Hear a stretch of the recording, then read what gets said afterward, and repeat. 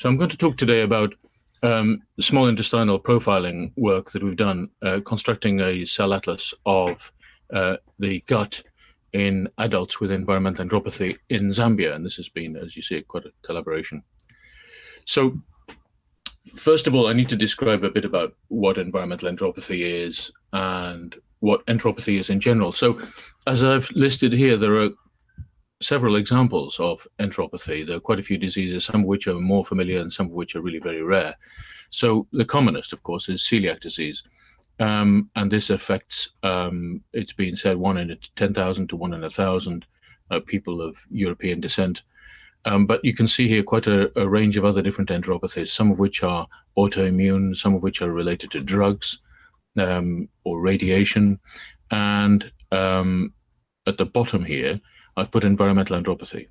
Now, while celiac disease, as I've said, is very common in certain populations, environmental enteropathy is really very common indeed. It's very prevalent. It was first described, actually, in the tropics, and it was called tropical enteropathy at first. And this is what it looks like down a fairly high resolution endoscope. You can see on the top left, you can see finger-like villi. So the mucosa of the small intestine, of course, is covered in these. There are millions of them.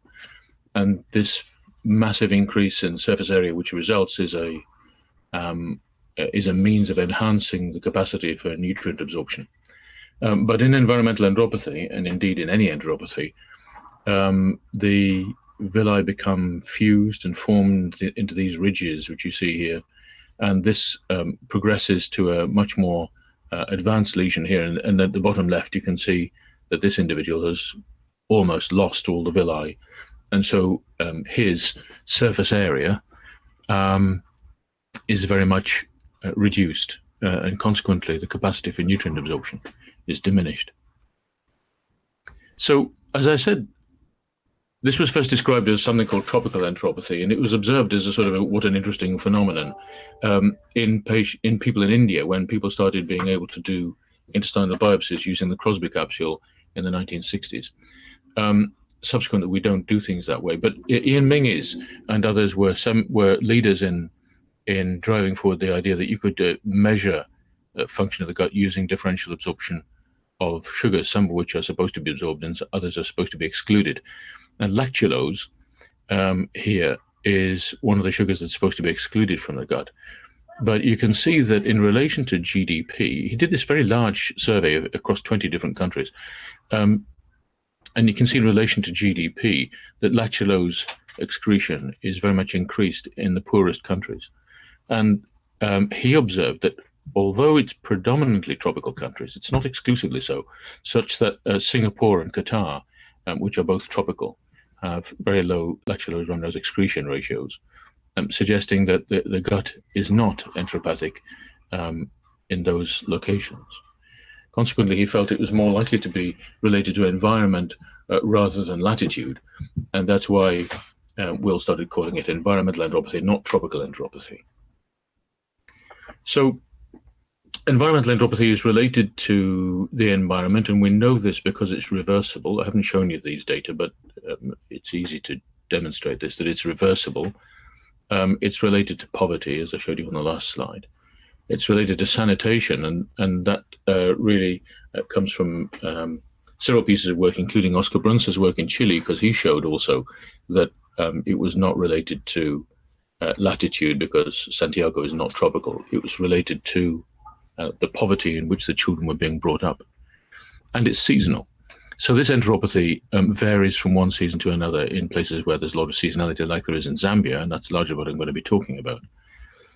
And so we can see that there are a lot of histological features shared with other enteropathies, particularly villus blunting, villus fusion, but there are some distinctive characteristics of environmental enteropathy. Now, we then move forward to the year 2003 when David Campbell produced this study from the Gambia. So the top panel shows you Z-scores. These are weight and height for age Z-scores. These are standard deviations of linear growth, and you can see that over the first year of life, these children have faltering growth. Their growth falls off, such that their growth characteristics fall from a median of 0.5 below the median Z-score, all the way down to almost minus 2.5 here, shown for weight for age Z-score in this group of children in the Gambia. They made a very interesting observation, which is that growth failure was related to the circulating concentrations of an antibody to the core of endotoxin. Endotoxin, of course, is a lipopolysaccharide. And this suggests that this failure of growth might be related to microbial translocation. Microbial translocation is a process in which the gut, which is leaky, allows constituents, components of the microflora and pathogens to get across the mucosal barrier into the systemic circulation. Now, this slide shows interventions which have been tried to try and reduce stunting. So stunting is failure of linear growth. So this is the linear increase in height, which every child demonstrates. And as I said, in tropical countries, there's a reduction in height, in growth velocity. So various people have tried lots of different trials to try and see if they can find an intervention which improves growth. And you'd think that it was related to nutrition, but unfortunately it doesn't quite work like that. So if you look at all these different, this network analysis just simply shows the relatedness between all the different interventions that have been tried. But the real message is that they don't work. And the only one which in this, only two which in this meta-analysis showed evidence of an effect, and it's not a particularly robust effect, in terms of improving linear growth in children in developing countries, is iron and folic acid here, and then multiple micronutrient supplementation. All the other interventions, surprisingly, don't do the sort of good that you think they ought to do. We think that this is attributable to environmental enteropathy. So just looking at this, on the left side, you see what I would regard as a pretty healthy-looking intestinal mucosa. There's a good bit of digestion going on. Nutrients are then absorbed through mucosa, which has a large surface area. If you look at a very, very damaged gut, like you see on the right side, where there's virtually no villi at all, you can see epithelial fragility. This predisposes to microbial translocation and leakage of plasma out into the gut lumen. What about this intestinal barrier that I've alluded to? So microbial translocation follows from its failure. So what is it? Well, you've got a luminal stream here, which is full of nutrients, bacteria and viruses, and some protozoa and yeasts. And then you've got this very, very important layer of mucus, which contains some concentration gradient of antimicrobial peptides and IgA. And these are all produced by Paneth cells and by immune cells in the lamina propria. But in between those, you've got this layer of epithelial cells. When this whole system breaks down, when you've got a failure of antimicrobial peptide or IgA secretion, when the mucus layer breaks down or where the epithelial layer becomes damaged, then you get access of the luminal stream to the systemic circulation. And that's what we think of as microbial translocation, which you can show here as movement of bacterial products up into the portal circulation. We carried out confocal endomicroscopy in children with stunting in Zambia, and you can see here that where there's areas of epithelial breakdown, then you get leakage of fluorescein into the gut lumen. And if I show you this video, oops, it's not okay. Oh, I'm sorry, I'm not going to be able to do that. Well, a video which shows basically this process of leakage of fluorescein, which is injected intravenously out into the gut lumen, demonstrating epithelial breakdown. So we wanted to look at this using single-cell transcriptomic analysis. So we took intestinal biopsies from adults, we haven't done this in children yet, with environmental enteropathy living in a poor part of Lusaka, which is the capital city of Zambia, and we had 11 of them.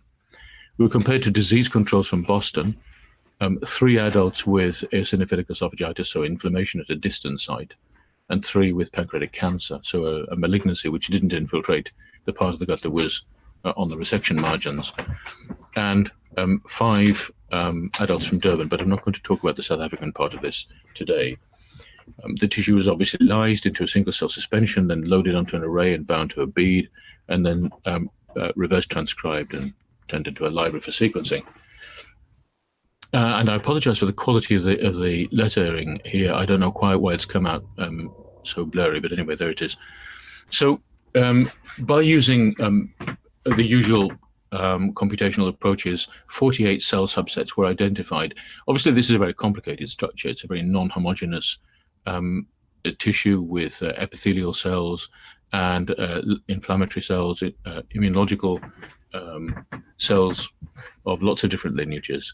So we could identify 48 different cell subsets. So this is tissue which has long and generous looking villi, and here you've got very, very blunted villi, which we would call severe environmental enteropathy. These were all sampled at endoscopy, sometimes from the duodenal bulb or the distal duodenum or the jejunum, and then processed as I've just described, and then analyzed. So this is the first part of the data reduction PCA-like analysis, in which you can see different patient cohorts. So here you can see the environmental enteropathy are in blue. Those were the additional features of HIV infection. This is the South African group, which, as I said, I'm not going to mention. And these are the controls in cyan here and in the pink. And they have particular cell subset differences. And let's just go on and take these and try and describe the basic cell population. So you can see that the epithelial cells all express EpCAM. That's not surprising. So these are all epithelial cell subtypes. These are cells with unique characteristics, and these are all the T cells. And here you have plasma cells and B cells here. If you look at the overall distribution of these cells, just looking at the bottom, these are the controls. These are the American, these are the South African controls, and these are the Zambian samples here. And these are the additional feature of HIV. But you can see that the environmental enteropathy in Zambia, which is a tropical country, and undoubtedly these adults had environmental enteropathy, you can tell that from the biopsies, have a somewhat overrepresentation of B cells. I'm sorry for the blurriness here, but that says B cells. So there's more B cells in these biopsies than you would expect. Otherwise, the distribution of cells present is broadly what you'd expect. So going back to some previous work, which was in children with severe malnutrition, which is a rather different group, we'd identified various cells that are various genes, which are differentially expressed. And this is shown in these different modules here. So it turns out that the genes which are differentially expressed in severe acute malnutrition, which we represented here, are predominantly found in the surface mucosal cell population that I've got on the previous slides. So here they are, surface mucosal cells, and you can see that these are very interesting cells which express a broad range of different genes, particularly NADPH oxidases. They're clearly epithelial cells. They have some of these other characteristics. They're expressing some of the characteristics of goblet cells, some antimicrobial peptides and mucins, lipocalin-2, these protein gene products which are not really very well understood, and then these are NADPH oxidases. And NADPH oxidases have been found to be highly characteristic of environmental enteropathy. So this is the differentially expressed genes that are associated with a reduced villus height. These are DEGs associated with a reduced plasma LPS concentration. And you can see, again, the gastrokines represented here, trefoil factors. And these suggest that this cell population is being driven by epithelial repair. These gene products here, trefoil factors, SLIPI, serum amyloid A, and MUC1, these are all characteristics, and particularly the deoxys, these are all characteristics of cells that are participating in repair processes. Here you can see some similar genes being expressed in the mucosa of children with reduced levels of LPS, suggesting that this repair process is able to protect against microbial translocation. So this is the surface mucosal subset here. But what about these surface mucosal cells? This is why we think that they're participating in regeneration and dedifferentiation.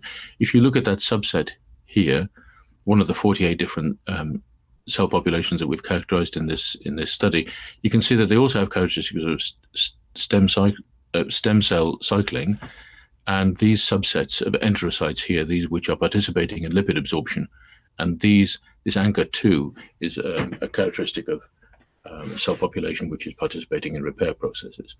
If you look at this PAGA projection of what's likely to be going on in terms of cell differentiation, here you have the stem cell cycling compartment, more asymmetrical stem cells, and then these cells which are probably intermediate cells, and then the fully differentiated enterocytes, the fully differentiated enteroendocrine cells, and the fully differentiated secretory cells as well. Here, Panner cells, goblet cells, all arising from the secretory precursor.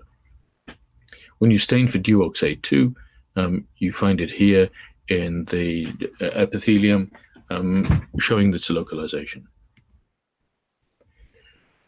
We also went on to look at the severity of enteropathy scored histologically by an independent pathologist. And it's here the surface mucosal cells, and you can see that they're predominantly in the duodenal bulb. And if you look at the pathological score variables here, you can see the surface mucosal cells here are positively correlated with mucosal damage. If you look now comparing against the American control group, you can look at the log fold change. So these are the US controls, and these are the environmental enteropathy. So you could say that these are underexpressed in environmental enteropathy or overexpressed in the American controls. And you can see evidence of changes in MAP kinase and ATF3. You can see that in the environmental enteropathy, there's an overexpression of the polymeric immunoglobulin receptor, which is related undoubtedly to the increase in B cells that we saw in an earlier slide. And then evidence of interferon-mediated damage. And when you look at the reactome pathways, here's MAP kinase signaling reduced, and here's interferon gamma signaling considerably increased. And that's consistent with bulk transcriptomic studies as well. One thing that we found in this exercise, which was somewhat surprising, was the idea that, in fact, it's a hypoproliferative disorder. This goes against what we expect to find in a T-cell-driven inflammatory enteropathy, and was, as I said, a bit of a surprise to us. But the evidence is quite unequivocal, really. And you look at a whole module of different genes which are expressed at various stages in the cell cycle. So cyclin genes, for example, and the cyclin-dependent kinases, these are all considerably reduced in the cells from the participants with environmental enteropathy compared to the American controls. So to conclude, I've just given you a bit of an insight into a cell atlas that we constructed in Zambian adults to characterize environmental enteropathy. Environmental enteropathy is important because it's associated with growth failure in children.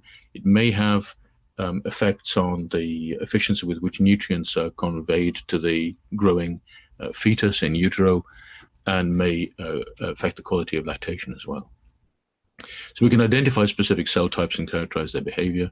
We've been able to confirm the depletion of secretory cells, which has been apparent histologically. We had that looked at by a whole panel of different independent pathologists, and there's no question that that's a consensus finding. Surface mucosal cells seem to be very interesting. They seem to represent a dedifferentiation phenotype, which is related to mucosal repair. And we think this is a consequence of the damage done to the epithelium by the carriage of numerous pathogens. We've got evidence of reduced MAP kinase signaling and activation of ATF, and reduced proliferation, and a very prominent signaling from interferon gamma activation. And with that, I just need to thank our co-workers. What you don't see is you don't see the co-workers in Boston and South Africa, for which I apologize. Thank you very much, everyone. Okay, so I'll be telling you about milder disease with Omicron as a virus, pre-existing immunity, and will infection protect us from other variants? And this was work done at the Africa Health Research Institute in Durban, South Africa, over the last few months. Okay, so in fact, I'll start with not South Africa, but the US, just because we kind of reported milder disease severity here, and then not everybody agreed with this. So maybe it's worthwhile kind of taking a look at what's going on with the infection elsewhere. Okay, so I'll be talking to you about just shortly about the CDC data. Here you can see the two infection waves in the US, the Delta and the Omicron, the two latest ones.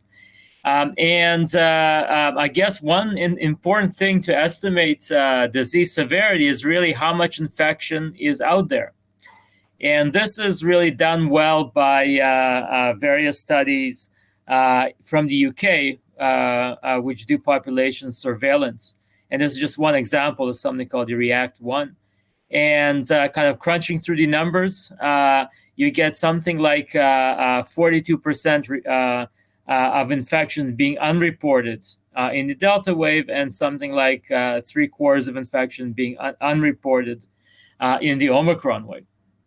Okay, so as far as then disease severity in the US, again, if you look at just the number of people who died, it's almost exactly the same in both the Delta and Omicron waves. So, this certainly this wave in some ways has not been milder in terms of total deaths. If you look at the number of people who are reported to be infected, and again, this is confirmed cases by various testing methods, usually qPCR, you find there's a twofold difference. So there's the Omicron wave is about twofold larger. If you look at the estimated total cases, the Omicron wave, at least by kind of a ballpark calculation, is about fivefold larger. If you divide the number of deaths by the number of reported cases, you see that in Omicron, you had a twofold lower case fatality ratio. But if you divide it by the total number of estimated infections, then you have something like a fivefold lower infection fatality ratio. Okay, so this is kind of what I mean when I say that Omicron has lower pathogenicity or a milder course. Though, of course, it depends on your viewpoint, right? If you're looking just at the number of deaths, it's about the same. So this infection, I don't think we're quite rid of the pandemic yet. And then the question is, what caused this kind of decrease in infection severity per infection event, right?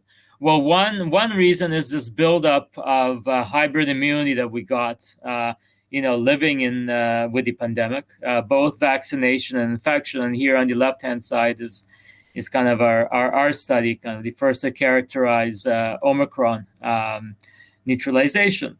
What we found is that kind of, yes, there's a huge decrease, but the higher you are to begin with, the higher you end up, right, as far as your neutralizing immunity.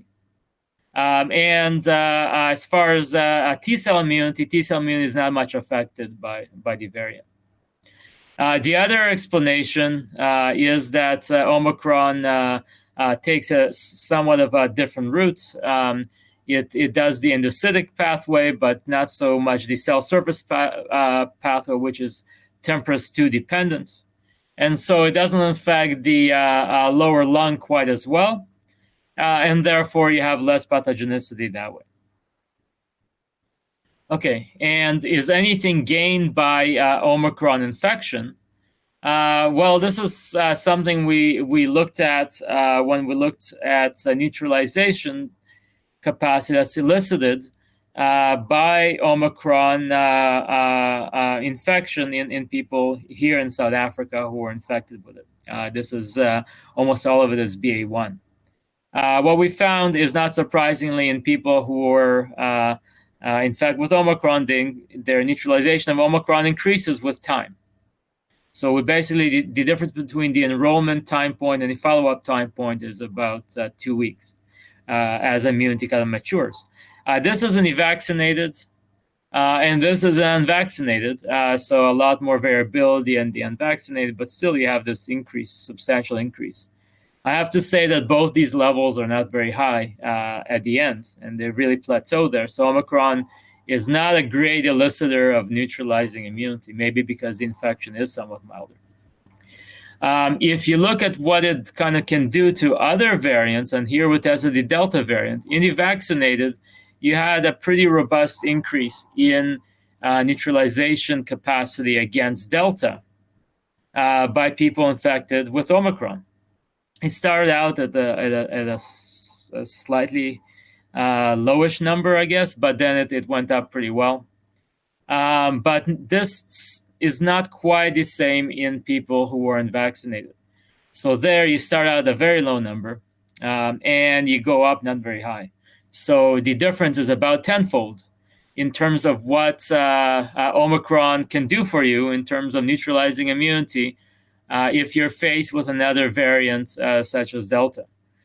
So in the unvaccinated, it doesn't do much unless it enhances some of your immunity that you got from a vaccine or maybe some previous exposure. So there's just the highlight. There's this population here at the bottom right. These guys are just not. It's not happening for them in terms of Delta immunity. Okay, so kind of the main part of my talk is really understanding evolution of SARS-CoV-2. And perhaps I think in the future, this is where kind of single-cell approaches will play a strong role.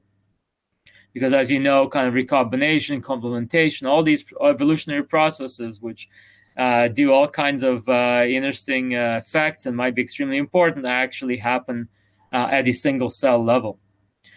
So I'm just going to give you kind of one example, and we're working kind of more in this direction. But this is one participant in our cohort in South Africa that we kind of characterize in depth. Somebody who had advanced HIV disease. So the CD4 count is in the single digits. As you know, the CD4 count should be in about around the 1,000 range, right? So not doing too well here. We managed to outgrow virus for about 6 months from this individual, and we found that this person also had trace anti SARS-CoV-2 IgG levels, which is interesting because it means that there's not a complete lack of an immune response. It probably provides enough selective pressure for the virus to evolve, but not enough to clear it. So another interesting thing is that there were symptoms at the beginning. There are symptoms somewhat in the middle, which might be related to to COVID-19, but otherwise it was asymptomatic. The person was ambulatory in the community. This was kind of surprising because if you look at the amount of virus circulating in the upper respiratory tract, there's quite a bit of it. So the CT values, in the low to mid 20s, so a fair amount of virus. And what happened eventually was that the clinical team managed to suppress the HIV viremia with dolutegravir and intensive adherence counseling, and HIV was suppressed, and SARS-CoV-2 was cleared after that happened. So just kind of to orient you, we got virus kind of from day 6 of this timeline, day 20, and some late virus from day 190. And what we found is that through this process, you had evolution of the virus. In fact, you had a quasi-species. A lot of the residues that were affected were at the business end of spike, the RBD, and they're known to affect antibody recognition. So you start having mutations like E484K, which later disappeared, replaced by another mutation, F490S, and a whole bunch of other ones. Some of them are found in Omicron and the other variants. So where is this virus located relative to ancestral and the other variants? So we tried mapping the variants relative to each other, and I will just run very quickly through this because it's a little boring. It's a lot of these kind of experiments, right? you take one virus which you're testing against, which is, for example, the ancestral virus, and then you take plasma from people who were infected with an ancestral virus, and then you use that plasma to neutralize ancestral virus and another variant like a beta variant. And here you can see that beta escapes ancestral virus elicited neutralization, moderately so. Delta doesn't do that so much. Alpha doesn't do it at all. Not much of an escape variant. And what we also found, people who were infected with beta did not neutralize delta well, and people who were infected with delta had atrocious neutralization of beta. And so this is how the variants seem to look relative to each other. So the ancestral here called D614G, because you got that in all the sequences. It's somewhere at the hub, and the variants are kind of spokes on that hub. Where are we with this evolved virus? Well, the evolved virus escapes from ancestral, does not escape so much from beta, and has a huge escape from delta elicited neutralization, delta infection elicited neutralization. So it's somewhere again sitting on a hub, on a spoke, radiating from the hub. So I didn't show you this early virus, but the early virus, as you expect, was very similar to the ancestral because that's where it evolved from. And the late virus was quite different and quite similar to beta-like. Okay, so since Omicron came along, we found a whole bunch of other interesting stuff, including that Omicron escapes from everything, with a few exceptions that I won't describe here, but from the major variants or strains. So it escapes from ancestral elicited immunity, delta elicited immunity, and beta elicited immunity. So if you look at Omicron, it's somewhere on a different spoke, radiating from the hub. So if you look at it more in a more simple way, you can see this radiative evolution. It's really not looking like flu. It's looking much more like the kind of evolution you see with HIV. Maybe what this means. Well, let's list what we found here. Is first, buildup of immunity and changes in Omicron explain milder disease. Omicron infection increases Omicron neutralizing immunity, although levels are relatively low. Omicron infection enhances neutralizing immunity to Delta in vaccinated, but is very heterogeneous in unvaccinated. And variant-like virus evolves in immunosuppression due to advanced HIV disease over a long period of time in mostly asymptomatic infection. So this is basically what I showed you in these few minutes.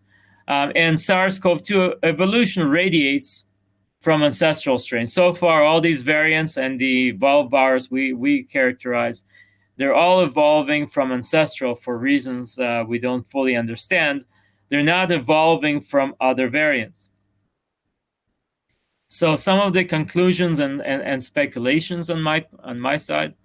So perhaps this prolonged infection or evolution may limit pathogenicity, because if the pathogenicity was too high, somebody could not live for 6 or more months with this virus, and therefore the transmission would be stopped. Lack of consistent enhancement of Delta immunity in unvaccinated. So Omicron boosts a previous effective response, but may not generate new cross protection. So the Omicron is quite far from the other variants. So I think it's unlikely that it's the same antibodies which are actually protecting against Delta in the vaccinated participants. I think it's two different sets of antibodies. And given the evolution of variants occurs thus far from the ancestral hub, Omicron infection by itself, and maybe the same can be said of Omicron-based vaccines, may not protect well against infection with future variants, which may radiate and become from the ancestral again and be completely different than Omicron or the other variants. Okay, so that's what I got, and this is the great team. A lot of the credit should go to Khadija, Farina, and Sandile on our side. Thank you. I'm going to talk to you about the investigation of host immunological and transcriptomic profiles during clinical malaria Plasmodium infections. And my name is Collins Misita Morang'a from West African Center for Cell Biology of Infectious Pathogens at the University of Ghana. So malaria still remains a big global challenge, with more than 3.2 billion people still at risk of having a malaria infection. And you can see that in sub-Saharan Africa, we have the highest percentage of the population being at risk, almost 80 to 100%. And in Ghana, malaria has been documented for almost more than 100 years, with a very significant burden, every year having more than 3.2 million people being infected and thousands of people dying, but mostly children. And the biggest challenge that malaria has presented, especially in Ghana, is because of the different community dynamics of infections. We have a range of infections, from subclinical infections to clinical infections, and the differences between the different clinical infection states is normally on host defenses as well as parasite virulence. And sometimes you have differences in transmission intensities, and this presents a very complicated challenge in trying to understand these malaria infections so that you can be able to develop malaria drugs or vaccines against these particular infections. Now, the biggest gap in science has always been this. There's been a lot of studies on malaria, but critically understanding at the single cell level the differences between these two different states of malaria infection, the clinical and subclinical, has always been a gap. And that's why we sought out to try and understand the differences in immune cell phenotypes, the different cytokine levels, the gene expression profiles between clinical and subclinical infections. And to do this, we looked at our objectives was to determine the immune cell phenotypes of intracellular cytokines of PBMCs during clinical malaria infections compared with subclinical malaria infections, and also to compare gene expression profiles of different PBMCs at the single cell level using single cell RNA-seq. And what we did was to go out and seek ethical approval. We did a cross-sectional sampling at Upper East region of Ghana, and we collected clinical samples of individuals who are reporting to the hospital that they were feeling sick, and they tested positive for malaria rapid diagnostic test, and we recruited this individual. We also went to their communities, and we collected samples of individuals in the communities who did not have who tested malaria positive by RDT into the study. And what we did was, the first thing, we took these patients, we isolated PBMCs, then we did cell phenotyping, staining, and intracellular cytokine, and we analyzed them with flow cytometry. We analyzed the samples with FlowJo, and we looked at the different cell populations between these two different groups. So we actually stained about 15 different dyes so that we can be able to phenotype most of the immune cell populations from T cells, B cells to monocytes, different monocyte populations.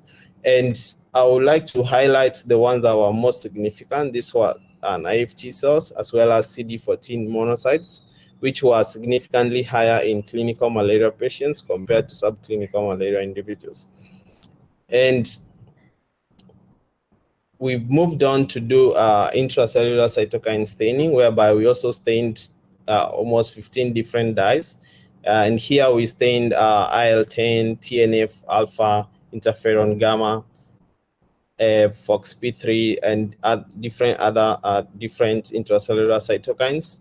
And what we saw, the most significant result was that CD14 monocytes that were producing TNF alpha was significantly different between clinical and subclinical infections. And the clinical and subclinical malaria infections also in CD4 T cells was also significantly different. We moved on to do single cell RNA-seq, and we took a subset of the patients who we did flow cytometry. And here we wanted to actually determine whether there are differences in gene expression patterns between these different individuals. And we did 6 samples per group, and we did each sample in duplicate. And we used SQL technology to do the single cell RNA-seq, and the data was analyzed on Seurat in R. So what we found was we could actually get about 11 different clusters based on about 18,000 different cells, and we had a good distribution of different gene transcripts across different cell clusters. We also had a very good indication that there was no cluster that was made up by a particular cell type.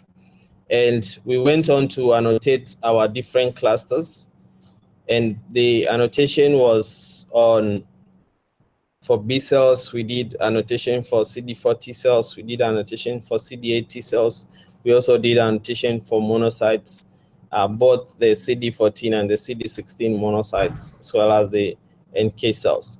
And we were able to annotate the different cell types. That is, we had monocytes, we had plasma cells, B cells, T cells, and different NK cells. But what we also wanted to do was to do fine-tune, get the minor cell population. So we used the reference-defined cell states generated from CiteSeq, reference of about 162,000 PBMCs, and they used about 228 antibodies to annotate the different cell types.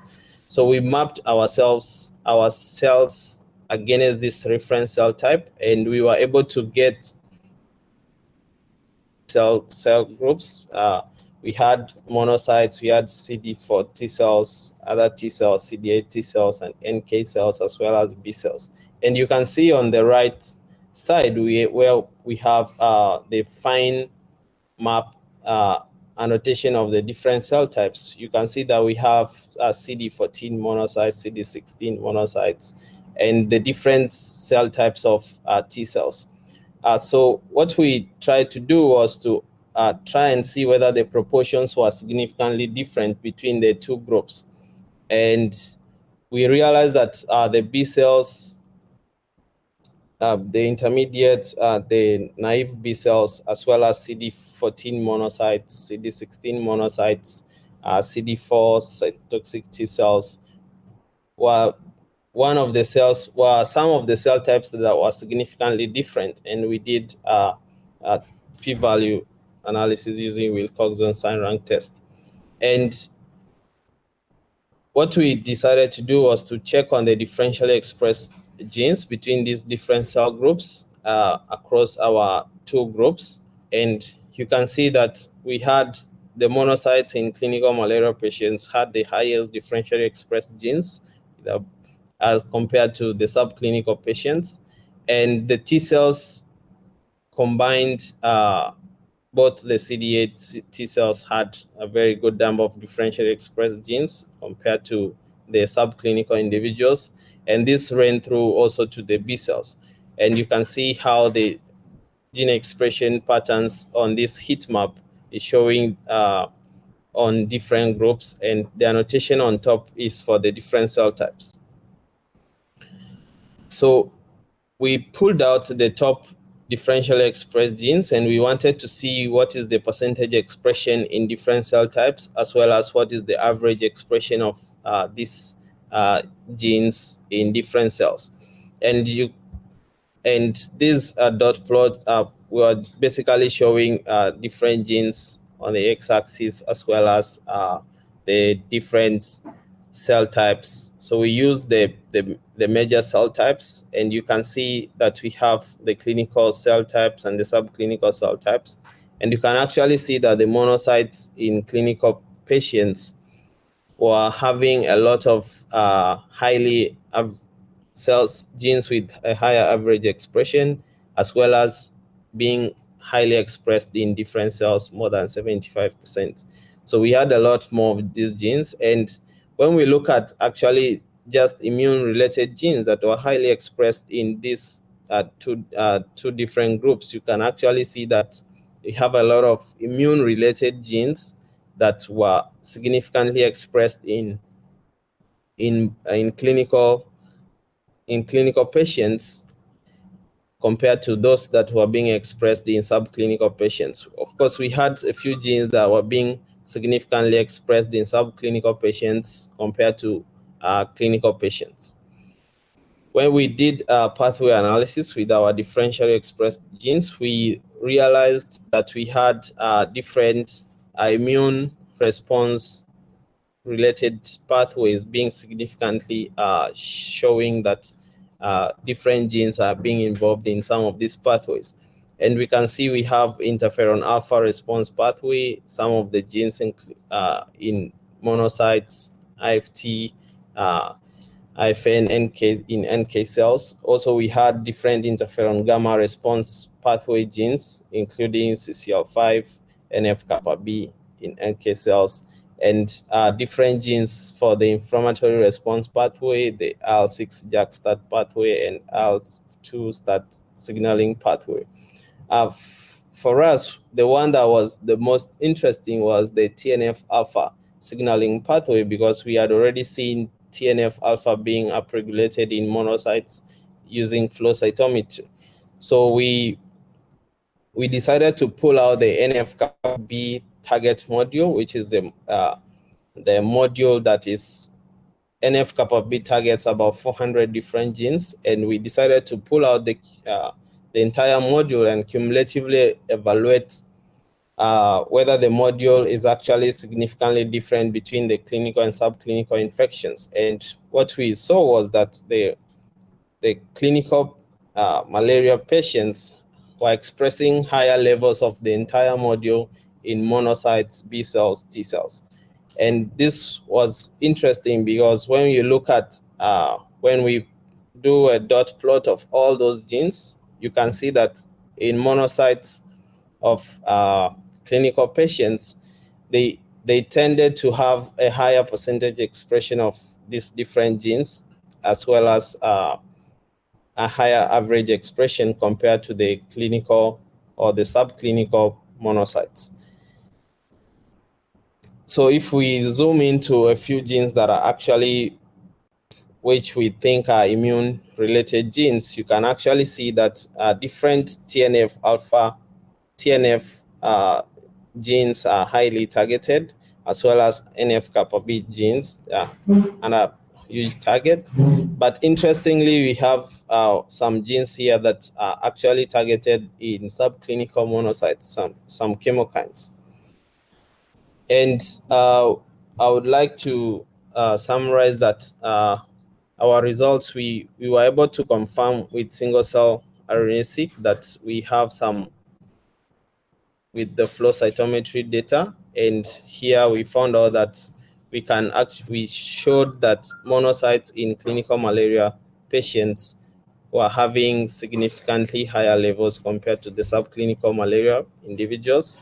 And also, when we did intracellular cytokine staining, we were able to show that TNF-alpha was significantly higher in clinical malaria compared to subclinical infections. And also, with single-cell analysis, we did pathway analysis, and we showed that actually the TNF-alpha signaling by NF-kappa B genes was significantly upregulated in clinical malaria individuals. And we can also say that once we looked at the different, the NF-kappa B target module, we had a lot of genes being significantly targeted by the NF-kappa B pathway, and only a few chemokines were significantly upregulated in clinical malaria individuals. So moving forward, we intend to look at severe malaria cases also, so that we can be able to confirm that actually the TNF-alpha pathway is the one that is probably driving patients to severe clinical cases, and also probably do a longitudinal follow-up study whereby we look at disease progression from subclinical all the way to clinical malaria, so that we can confirm the role of the TNF-alpha signaling pathway in disease progression. And this will enable us to develop different immunotherapies to regulate this particular pathway and prevent development of severe disease. And I would like to acknowledge Alex Shalek and the lab, Vincent Riley, who helped us in performing the single cell experiments here in Ghana, and also our research group at WAGBIB, PAMGEN Auto Lab at the University of Glasgow, as well as Prof. Gordon Awandare, Dr. Lucas, Dr. Seku, and Dr. Thomas Otto, who are my PhD supervisors, as well as funding from Deltas for my PhD studies. Thank you.